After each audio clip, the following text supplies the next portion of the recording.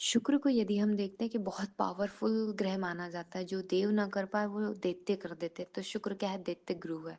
तो हम देखें कि जो मुस्लिम या इस्लाम समाज है, जिसमें हम देखें कि वो बहुत ज़्यादा, आपने देखा हो, गज़ल करते हैं, शायरी करते हैं, या कलाकृति जो उनकी देखने को मिलती है वो डिफरेंट होती है, प्रेम होता है, मतलब शुक्र को रिप्रेजेंट करते हैं।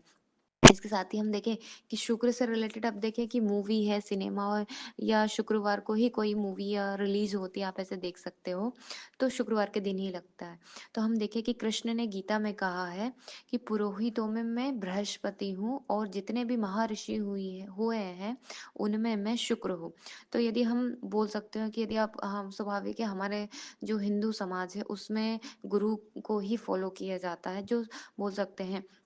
तो गुरु यहाँ पर आप देख सकते हैं कि यदि हम शुक्र को भी फॉलो करते हैं या गुरु को भी फॉलो करते हैं, तो ये कुल मिलाकर भगवान कृष्ण को, या बोल सकते हो नारायण को ही जाती है ये चीजें, कि गुरु और शुक्र दोनों उन्हीं का ही स्वरूप है। यहाँ पर गीता में बताया है। तो जो निर्गुण निराकार होगा वो हमेशा आत्मा यही कहेगी, वो परमात्मा, कि जो भी होगा या जो भी मुझ में है या मैं उनमें हूँ, वो सब एक ही है। उनके मुख से आप यही सुनने को देखेंगे। इसके साथ ही हम देखते हैं कि जब तक आप खुद से प्रेम नहीं करते, मानो आप हैप्पी कैसे रहेंगे? आप दूसरों से उम्मीद लगाएंगे कि कोई मुझे प्रेम नहीं करता, मुझे केयर नहीं करता, तो क्या उनके पास है क्या? वो देने लायक है कि, या फिर क्या हम भिखारी हैं जो उनसे मांग रहे हैं? तो ऐसा नहीं है कि आपके पास जो चीज़ नहीं आप वो किसी से मांगेंगे। ये चीज़ है कि यदि आप फूल हैं तो खुशबू स्वतः ही आपके पास होगी। वो आप देख सकते हैं यहाँ पे। तो आप, बहुत सारे लोगों का कंप्लेन यही रहता है, वो डिप्रेशन टेंशन में चले जाते हैं कि मेरा कोई फ्रेंड नहीं है, या मुझ में उमंग नहीं है, दुखी दुख है, मेरा कोई फ्रेंड नहीं, मेरा कोई साथ नहीं देता है। उनका जीवन वो ऐसे ही चला जाता है।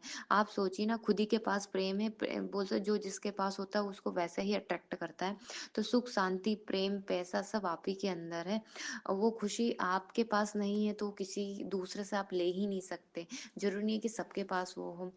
नमस्कार दोस्तों, मैं प्रज्ञा आपका हार्दिक स्वागत करती हूँ अपने प्रोग्राम में। दोस्तों, मेरे व्हाट्सएप नंबर है, और यदि आपको कुंडली बनवाना है या कुंडली से रिलेटेड जानकारी चाहिए तो आप इस पर संपर्क कर सकते हैं। उसके चार्जेस है।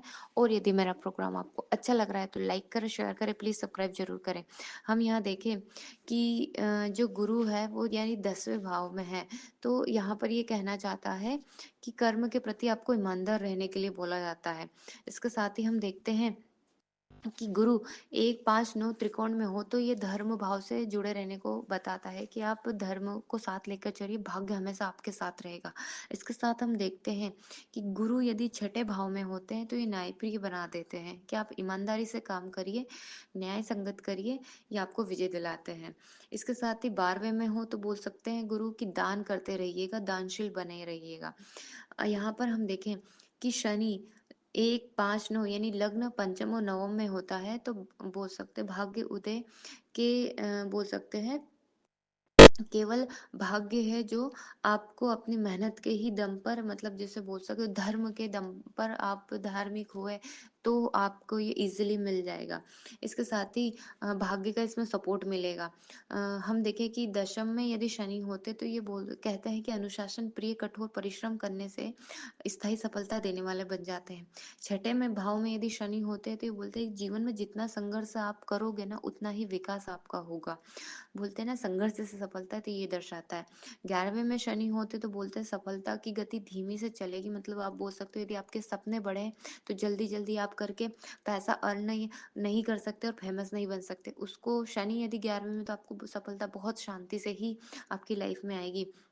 शनि यदि सप्तम भाव में हो तो हम बोल सकते हैं कि वैवाहिक जीवन, बोलते हैं शनि जहाँ बैठते हैं तो भाव वृद्धि करते हैं, तो स्वाभाविक है वैवाहिक जीवन इतना अच्छा आपको देखने को ना आए, पर जीवन साथी जो बहुत अच्छा स्थायी और विश्वसनीय होता है, और आजकल तो इसी की जरूरत है। बोल सकते हो राहु लग्न में हो तो व्यक्तित्व रहस्यमय हो जाता है, अपनी छवि को लेकर ऐसे जातक हमेशा चिंता में रहते हैं। धन्यवाद दोस्तों।